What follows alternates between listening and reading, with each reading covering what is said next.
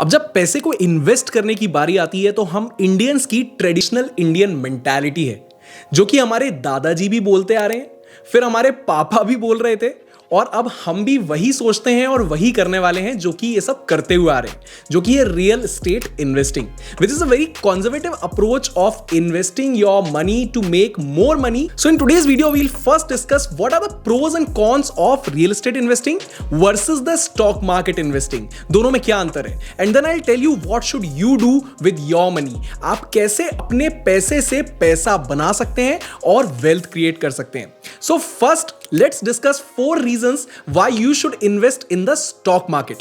First reason is that it's easy to start. आपको बस अपना डीमैट अकाउंट खोलना है किसी भी रेप्यूटेड ब्रोकर के साथ and you can immediately start investing into the financial instruments like stocks, mutual funds etcetera.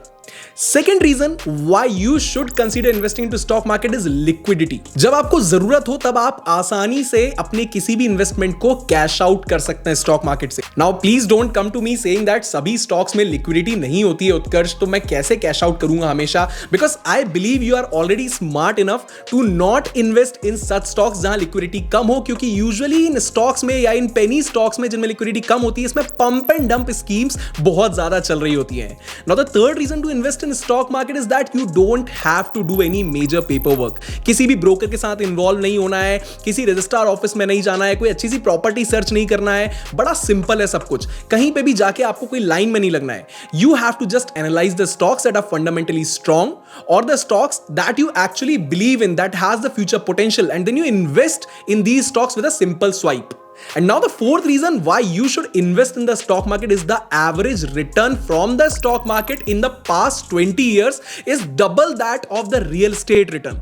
अब मुझे पता है कि कोई ना कोई कमेंट्स में जाकर ये लिख देगा कि यार उत्कर्ष ना ऐसा है, ऐसा नहीं है यार, मैंने जो प्रॉपर्टी पवई में ली थी ना मुंबई में, वो मैंने खरीदी, उसके पास में पूरा आईटी पार्क बन गया है और मेरी प्रॉपर्टी का रेट ना 10 साल में 3 गुना हो गया उत्कर्ष. सो just kindly bear with me, kindly understand that here I am not talking about one specific property, I am talking about the real estate market in general. And wait till the end of the video, I'll actually show you the statistics where a company studied the CAGR of real estate versus the CAGR of stock market from the past 20 years. और बड़े interesting facts आपके सामने आएंगे, पर हम वो last में discuss करेंगे, so stay till the end. अब 3 ऐसे रीजन समझ लेते हैं जिनकी वजह से स्टॉक मार्केट इन्वेस्टिंग लोग नहीं करते हैं या डरते हैं या नहीं करना चाहते. The first and the most obvious reason is the lack of knowledge and awareness about the stock market investing in general. And there are statistics that actually show that more than 50% of the US adult population is investing into the stock market actively और passively in US, while less than 4% of Indians are actually investing in a stock market. So definitely there's a lot of opportunity out there. Second reason why people don't invest in stock market is that they have no control over the stock.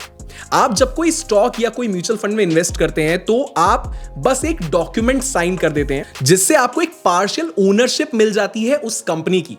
पर as an investor आप और कुछ भी generally नहीं कर सकते other than voting with some emails और something like that. Nothing much you can do about it. अगर कंपनी का मैनेजमेंट खराब है या उसके फंडामेंटल्स वीक हो रहे हैं या उसकी बैलेंस शीट वीक हो रही है तो आप उसके लिए कुछ नहीं कर सकते. अगर कंपनी नुकसान में जाएगी तो आपका इन्वेस्टमेंट भी लॉस में जाएगा, राइट.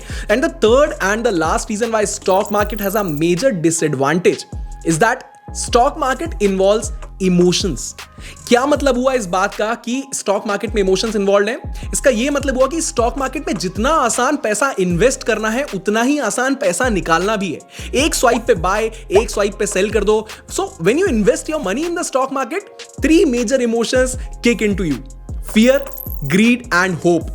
और ये तीनों इमोशंस मिलके इनकी वजह से आप मार्केट में लॉन्ग टर्म तक इन्वेस्टेड रह ही नहीं पाते और मार्केट के एक्चुअल रिजल्ट्स का फायदा नहीं उठा पाते.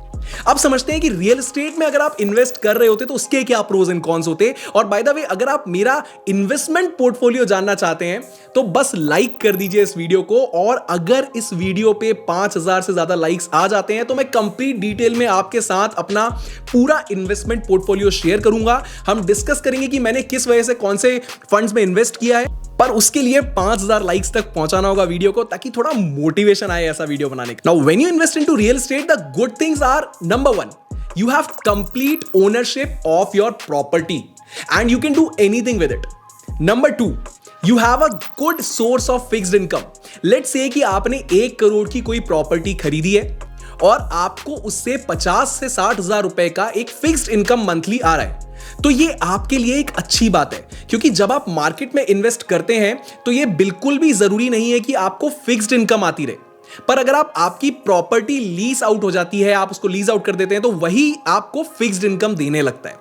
Now the third benefit of real estate investment is that you get a lot of tax benefit and benefit due to depreciation of the asset, right? And the fourth and the important benefit, क्योंकि आपने आपके लिए घर खरीद लिया है या कोई प्रॉपर्टी खरीद ली है, कमर्शियल प्रॉपर्टी खरीद ली है, तो आप उस घर में इवेंचुअली रह भी सकते हैं, या आपके पास कोई कमर्शियल प्रॉपर्टी है तो आप उसमें अपना बिजनेस शुरू कर सकते हैं फ्यूचर में बिना किसी प्रॉब्लम के। So that is another benefit. Now fifth and the most important benefit is that there is no place of emotions in real estate। इसका मतलब क्या हुआ? इसका मतलब बहुत सिंपल है कि आप इमोशंस में आकर अपनी प्रॉपर्टी को सेल नहीं कर देते, क्योंकि प्रॉपर्टी सेल करना स्टॉक्स को लिक्विडेट करने जितना आसान है ही नहीं। जितनी आसानी से कोरोना के टाइम पे लोगों ने स्वाइप टू सेल करके अपने शेयर्स को बेच दिया, अपने म्यूचुअल फंड्स को निकाल दिया, उतनी आसानी से आप बायर ढूंढने जाएंगे तो आपकी प्रॉपर्टी के लिए आपको बायर मिलेगा नहीं। तो इमोशंस की कोई खास जगह नहीं होती है रियल एस्टेट में। So that is a good thing also about real estate. अब सवाल ये आता है कि अगर रियल एस्टेट इतना ही अच्छा इन्वेस्टमेंट है तो इसमें प्रॉब्लम क्या है, right? First problem with real estate investment is that it takes a lot of work to process and buy a property. Search करने से लेकर, ब्रोकर को ढूंढने से लेकर, उसके कमीशन से लेकर, रजिस्ट्रार को पैसा देने से लेकर, सब कुछ एक प्रॉब्लम है। It's not a easy task, it's a tedious job. Second problem is that 99% of the time you will face liquidity issues in real estate. इसका मतलब क्या है? इसका मतलब यह कि जब आपको पैसों की जरूरत होगी तो 99% of the time either you will not find the right buyer or you will not get the buyer who is ready to pay the right price for your property. So you have to consider these factors as well before you actually get into the process of real estate investing. Third problem is that if we simply look at the overall CAGR of stock market and compare it to the overall CAGR of real estate investments, then you will notice something very interesting. You can easily see that the stock market has given much higher returns in comparison to the real estate market. Now I know for some of you this might not be true and that's perfectly okay. आप में से कुछ लोगों को real estate में exceptional returns मिले होंगे, I believe that. But remember that here in general I am talking about the masses and I am not talking about one or two specific property or specific people or anything like that.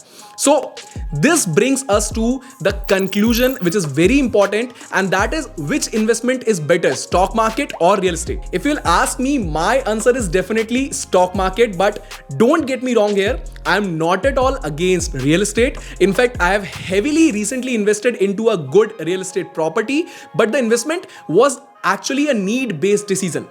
I still believe that the Indian stock market has a lot to achieve and we as investors should definitely be riding this amazing wave that is going to come in front of us. Also, other than that, I want to tell you that I strongly believe in investing into startups and businesses that are upcoming, right? So as an investor, if you are someone who want to invest into companies that are not listed on the public exchanges yet, but you want to invest into them, then there are platforms like Let's Venture where you can directly invest into startups which has great ideas, and these startups might have a high probability of generating good returns for you. So if you want me to make a different video on how to actually invest into companies that are not yet listed on the stock exchange, जो कि publicly available नहीं है, तो आप definitely मुझे comments में बता सकते हैं। मैं जाके आपके लिए एक ऐसा वीडियो बनाऊंगा जिसमें आपको मैं डिटेल में एक्सप्लेन करूंगा कि कौन सी ऐसी वेबसाइट्स हैं, कौन सी ऐसी एप्लीकेशंस हैं जिनके थ्रू आप ऐसी कंपनीज में इन्वेस्ट कर सकते हैं और अपकमिंग फ्यूचर में आने वाले बिजनेस ग्रोथ का फायदा उठा सकते हैं उन स्टार्टअप से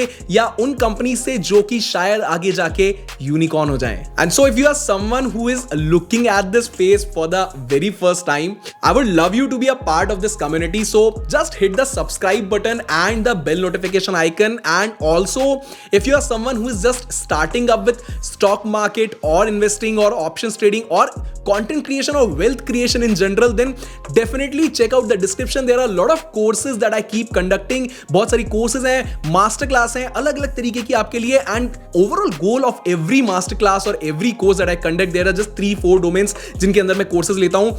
The goal of every course is just one thing. That is overall wealth creation and financial freedom.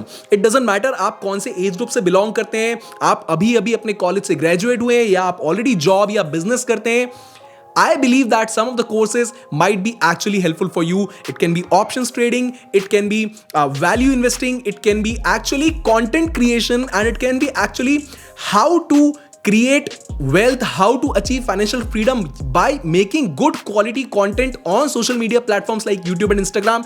इन सारी टॉपिक्स के ऊपर कोर्सेज आपको मिल जाएंगे and I believe if you are interested in those courses you can definitely enrol for the next master class. आपको link description में मिल जाएगी. So I hope you enjoyed the video and पसंद आया हो तो शेयर कर दीजिएगा इस वीडियो को अपने उन इन्वेस्टर फ्रेंड्स के साथ जिनको आप रियल एस्टेट इन्वेस्टिंग और स्टॉक मार्केट इन्वेस्टिंग के बारे में बताना चाहते हैं, अवेयर करना चाहते हैं इनके प्रोज एंड कॉन्स के बारे में. And I hope to see you in the next video.